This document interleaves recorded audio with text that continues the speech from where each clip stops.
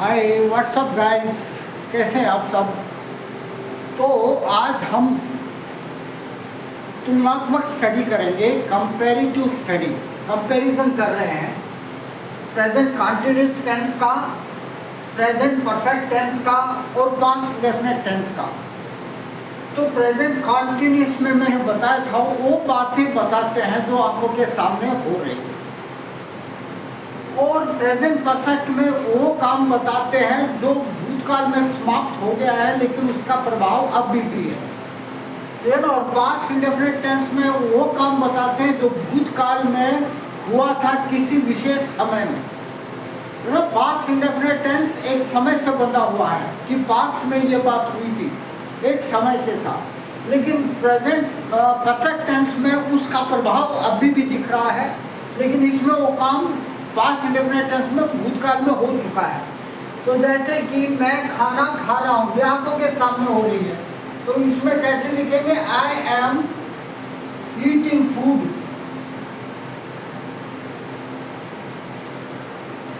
तो आप ऐसे भी लिख सकते हैं, आई एम टेकिंग फूड भी लिख सकते हैं आप, है ना। कैसे लिखेंगे? I am eating food.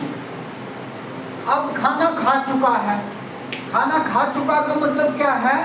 अब वो खाना बिल्कुल नहीं खाएगा, है ना। मैं खाना खा चुका हूँ, प्रेजेंट परफेक्ट टेंस, मैं खाना खा चुका हूँ मीन्स उसका पेट भरा हुआ है। तो कैसे लिखेंगे? I have eaten. अब यहाँ पर third form I, eaten food, है ना। आई हैव ईटन फूड, मैं भोजन खा चुका हूँ और मेरा पेट जो है ना यहाँ पर ये दर्शा रहा है या पेट भरा हुआ है, ठीक है ना। तो ये इसका पेट भरा हुआ है। I will eat no more food, मैं और भोजन नहीं खाऊंगा, उसका पेट भरा हुआ है, ठीक है ना। आप पास्ट इंडेफिनिट टेंस में मैंने खाना खा लिया या मैंने खाना खा लिया था, तो कैसे लिखेंगे? आई एट फूड। इसमें वर्ब की सेकंड फॉर्म आएगी। अब यहाँ पर यह सोच रहा है खाना तो मैंने खा लिया था, ठीक है ना, और ये कब खाया था? भूतकाल में, पास्ट टेंस में। तो ये सोच रहा है खाना यहाँ पर उसने खाया था, ये प्लेटें हैं, तो यहाँ पर इसको थिंकिंग आ रही है कि पास्ट में उसने खाना खाया था, तो आगे ना। तो ये पास्ट में, तो जो पास्ट इंडेफिनिट टेंस है ये पास्ट में हुई बात को बताता है, और प्रेजेंट परफेक्ट टेंस है ये बताता है कि काम हो चुका है और अभी भी उसका असर है, अर्थात अब इसमें खाना खाने की कोई ज़रूरत नहीं है। और प्रेजेंट कॉन्टिन्यूस टेंस में means the procedure is going on, अभी भी मैं खाना खा रहा हूँ, आपके सामने देख लो। तो आगे आपको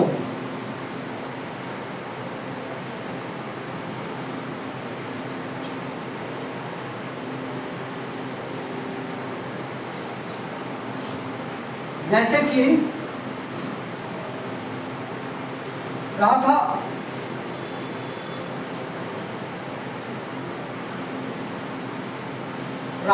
विद्यालय जा रही है,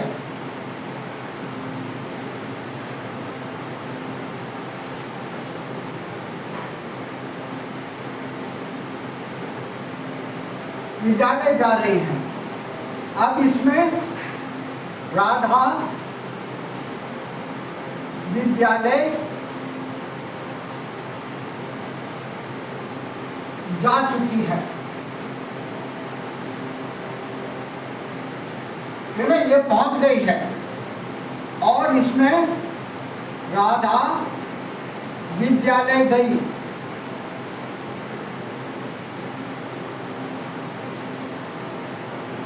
इसमें कह रहे हैं हम राधा विद्यालय गई, तो यहाँ पर राधा विद्यालय जा रही है, तो कैसे लिखेंगे? राधा, ये आंखों के सामने हो रही है, अब वो हमें जाती हुई दिखाई दे रही है। तो Radha is going to school, है ना। Radha is going to school, Radha विद्यालय, तो अब ये आंखों के सामने हो रहा है, हमें दिखाई दे रही है जाते हुए।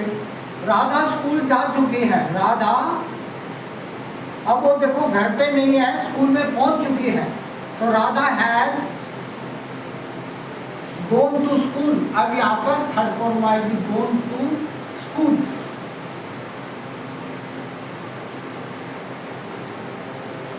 ठीक है, Radha has gone to school, Radha विद्यालय जा चुकी है। राधा विद्यालय गई, अब पेरेंट्स कह रहे हैं वो तो चली गई, भाई घर पे नहीं है अभी 10 मिनट पहले।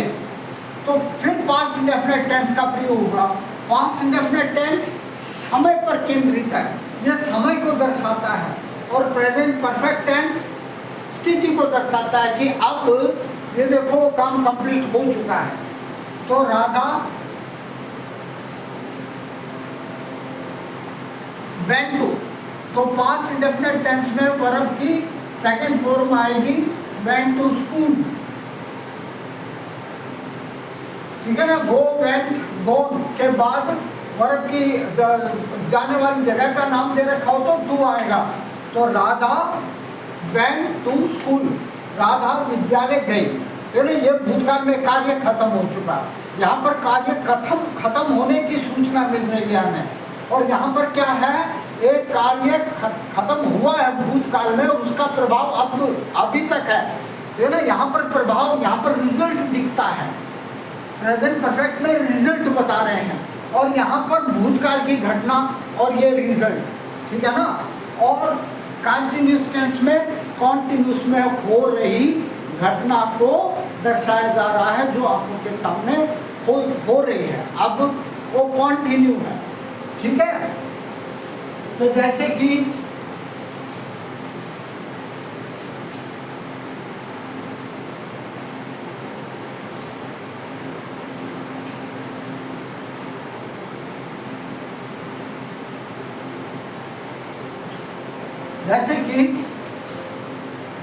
अध्यापक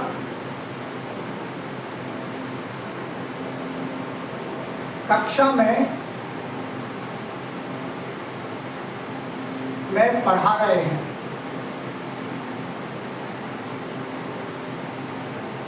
अध्यापक कक्षा में पढ़ा रहे हैं, तो अब ये दूसरा क्या है, अध्यापक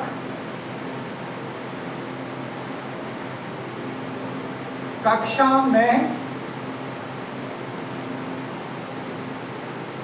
पढ़ा चुके हैं। क्या है, अध्यापक पढ़ा चुके हैं। अब यहाँ पर हो चुके एक्शन और रिजल्ट को दिखाया जा रहा है। अध्यापक कक्षा में पढ़ा चुके हैं, देखो बोर्ड के ऊपर सब कुछ लिखा हुआ है, यहाँ पर रिजल्ट दिखा रहे हैं। और अध्यापक ने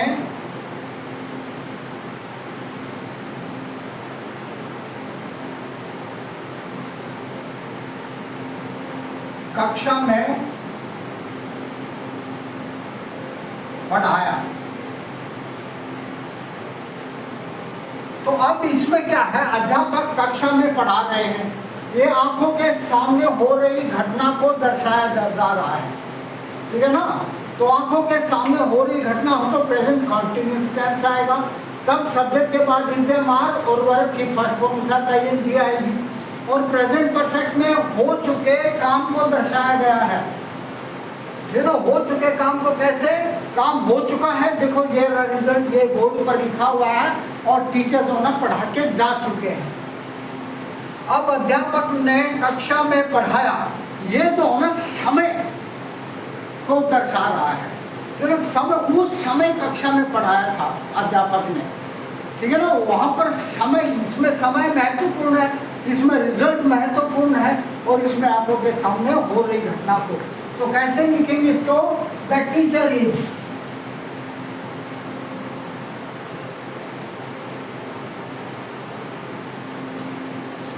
is teaching in the class.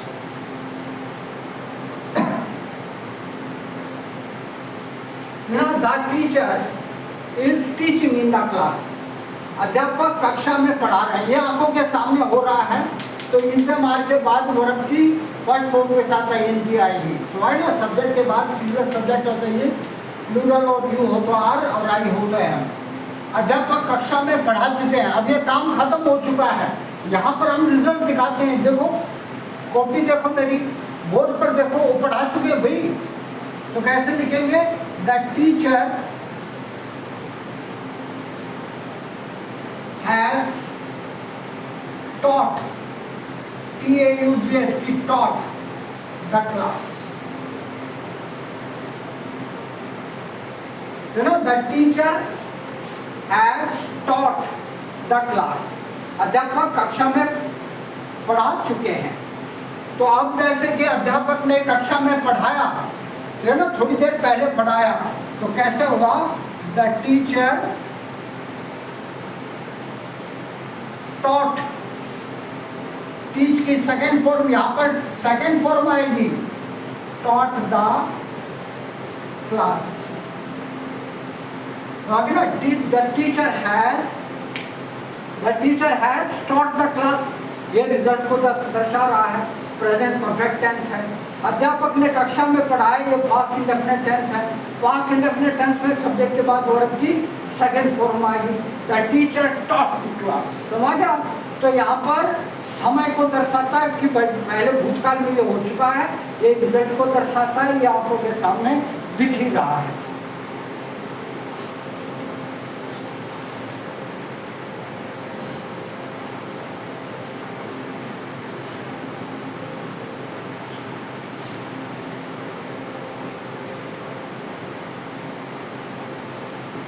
जैसे कि पापा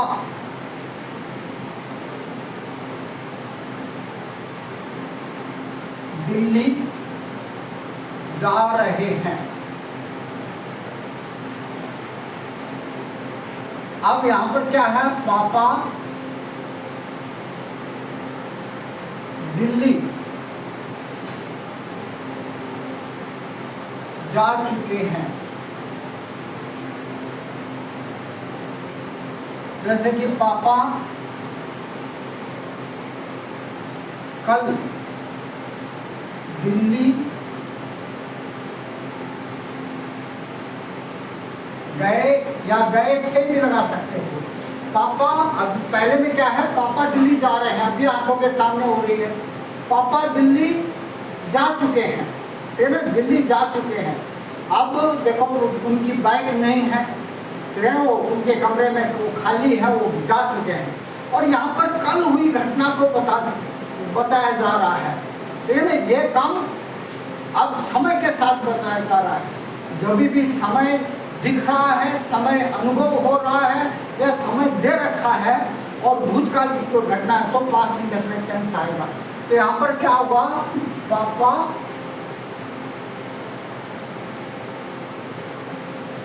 इज गोइंग टू दिल्ली, है ना, पापा दिल्ली जा रहे हैं। अब पापा दिल्ली जा चुके हैं, यहाँ पर जो हमें रिजल्ट दिखाया जा रहा है, देखो उनकी गाड़ी नहीं खड़ी है, गाड़ी लेके गए हैं, पापा ही ले जाते हैं गाड़ी। तो यहाँ पर रिजल्ट दिखाया जा रहा है। तो कैसे लिखेंगे? पापा हैज गोन टू दिल्ली।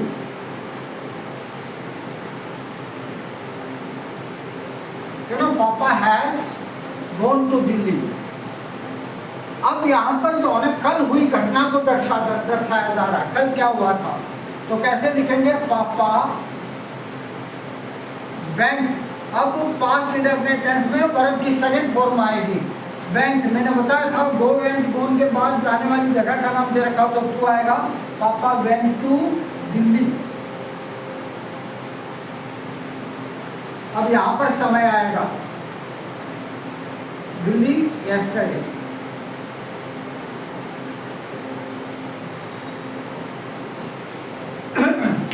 तो आपको पता लग गया, यदि कोई घटना आंखों के सामने हो रही है तो प्रेजेंट कॉन्टिन्यूस टेंस आएगा, और यदि कोई घटना भूतकाल में हुई है लेकिन उसका रिजल्ट हम अभी भी दर्शा रहे हैं या दिख रहा है तो प्रेजेंट परफेक्ट टेंस का प्रयोग होगा। और यदि कारण जो है कोई घटना पास्ट में हुई है और उसका जो है ना टाइम हमें लग रहा है, ये बता रहे हैं कि ये पास्ट में हुई है, तब जो है ना पास्ट इंडेफिनिट टेंस का प्रयोग होता है।